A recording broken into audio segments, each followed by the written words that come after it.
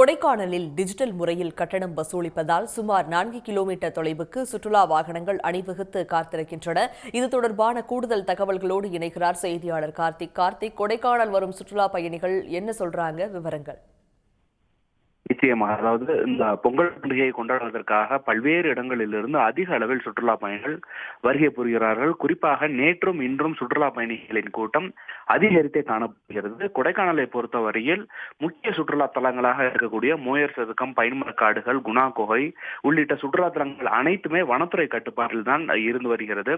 வனத்துறை கட்டுப்பாட்டில் இருக்கக்கூடிய இந்த சுற்றுலா தலங்களுக்கு செல்வதற்கு கடந்த சில தினங்களுக்கு முன்பு டிஜிட்டல் பண பரிவர்த்தனை மூலமாக மட்டுமே சுற்றுலா பயணிகள் தங்களுடைய நுழைவுச் சீட்டுகளை வாங்க வேண்டும் என்று ஒரு அறிவிப்பை வெளியிட்டு தற்போது வரை அந்த டிஜிட்டல் கட்டண பரிமுறை பணவர்த்தனை மட்டுமே அவர்கள் தற்போது பயன்படுத்தி வருகிறார்கள்.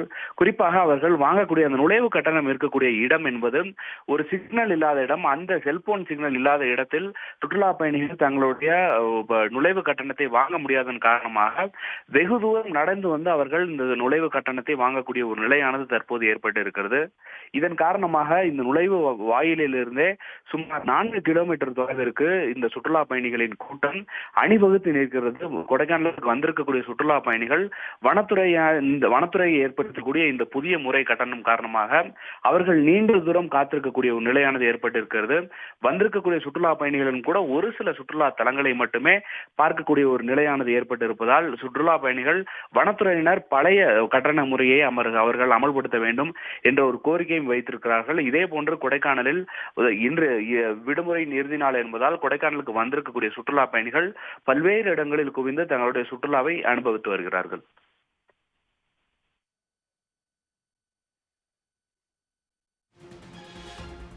விடுமுறை தினத்தையொட்டி கொடைக்கானலில் தற்போது வரை எவ்வளவு சுற்றுலா பயணிகள் வந்திருக்காங்க? நிச்சயமாக நேற்று முதல் கொடைக்கானலுக்கு அதிக அளவில் சுற்றுலா பயணிகள் வருகிறார்கள்.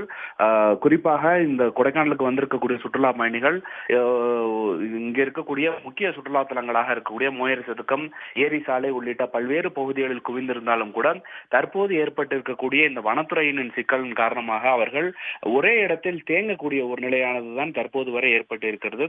அவர்கள் அந்த இடத்திலிருந்து மற்றொரு இடத்திற்கு செல்வதற்கு கூட சுமார் ஒரு 5 கிலோமீட்டர் பயணிப்பதற்கு கூட ஒரு 4 முதல் 5 மணி நேரம் வரை அவர்கள் நீண்ட நேரம் செலவழிப்பதாக வேதனையும் தெரிவிக்கிறார்கள்.